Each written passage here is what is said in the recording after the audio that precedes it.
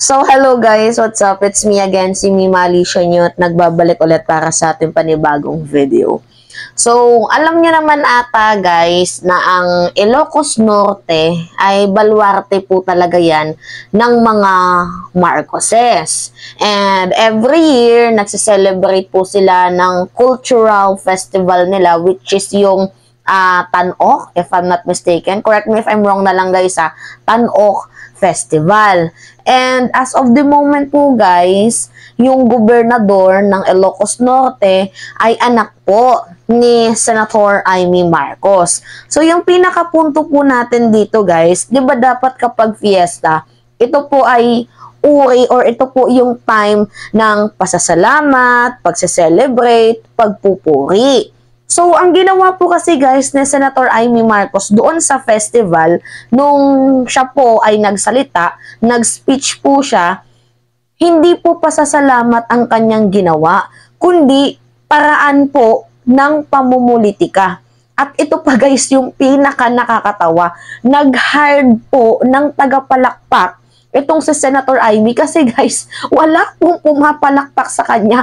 Alam niya na po yun guys na walang papalakpak sa kanya kasi mostly po ng mga taga Ilocos Norte ay nagagalit na po sa kanya. Kumbaga, nare-red flagan na po dito kay Senator Amy Marcos. So, ang ginawa niya guys, nag-hire po ng mga tagapalakpak itong si Senator Amy, doon mismo niya nilagay sa harapan.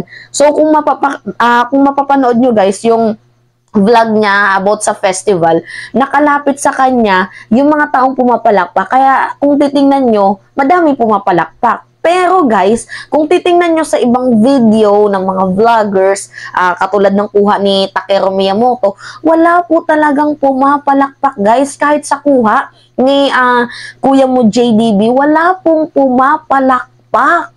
So, red flag na po itong si Senator Amy sa baluarte nila. Ang pangit naman ata nun, 'di ba?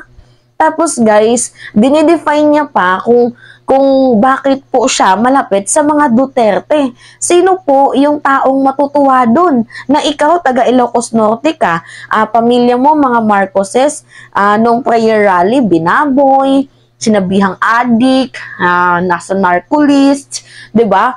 Binastos yung pamilya mo, tapos ikaw ina-uplift mo pa ang mga Duterte.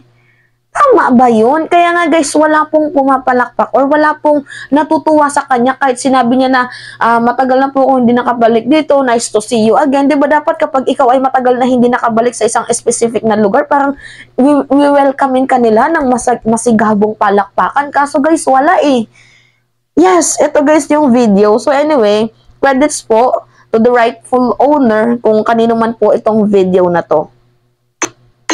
Yusek Jail Oy Pamintuan, our Regional Director for Tourism, Super Suki ng Ilocos Norte, Jeff Ortega, to all our honored judges, sa ating mga opisyal, ang nagigibing at magagaling na mayor, vice mayor, ang ating mga gopal, sa inyong lahat, happy Tan-Ok. Again, tuwang-tuwa po ako na makauwi muli. Nakarigriga launayan ako. Nandano kaya saan ang nagriga tumay sa Marcos. At hindi naman tulwan.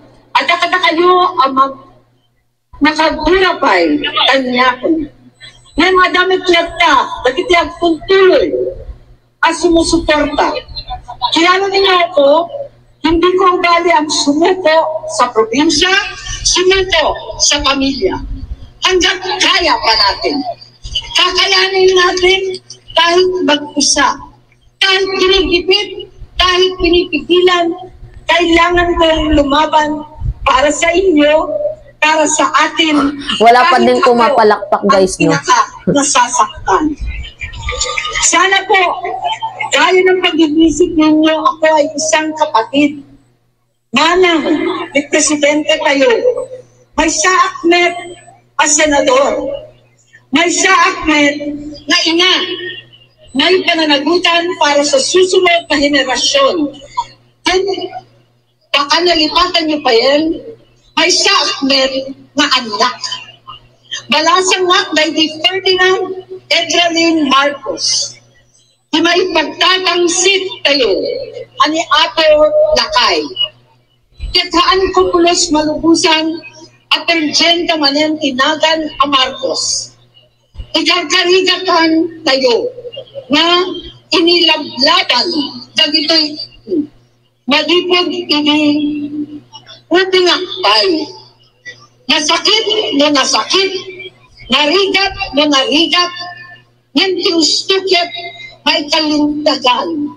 Kenti madi, ket at nanayon, talata amadi. Kakaindan, ganda ni upat na dekada, kayo na narigat, tagwa kayo alimapan. Dagiti kakaindan kayo nga agserserbi ang gobyerno ng nikat dalagtan na awan anyaman. Hilaman lang pilos na asi. Nakaad-adu asultado ken pulis at taga-norte. Tinapanda inusan, uniforme, ken jayaw. Ket ibiawan ni tatangkol. Mailan-lanay ken maibabain timaysa na Ilocano. Itata na nakabangon kayo, isuda adi tayo kadwa, hindi panawen tirigan-rigat, kagiti awan pulos sakritisyo da, kagiti nagpakaimas si Tibyab, may kuskustil kayo, isuda mitan dagiti agar-arin, agar-ram din, iti kinapangas kan awan, dadain, ang pertentin, iti tili, ti Ilocano.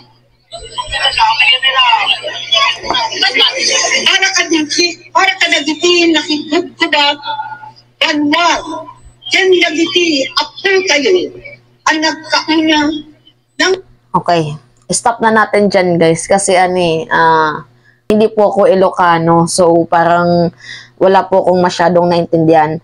Pero may nag-translate naman po niyan, lalo pat doon po sa word na masyado tayong ginigipit, ganyan-ganyan, pero wala pa ding nagpalakpak sa kanya. So, meaning to say, nare-red flaggan na po ang Ilocos Norte dito kay Senator Amy Marcos. Pangit po yun guys, napangitain. Yung taga doon ka, 'di ba, baluarte mo yun, pero yung mga tao, tabay ayaw sa'yo, galit sa'yo. So, Senator Amy Marcos, hanggat mayroon pang mga taong sumusuporta sa'yo, pahalagahan mo.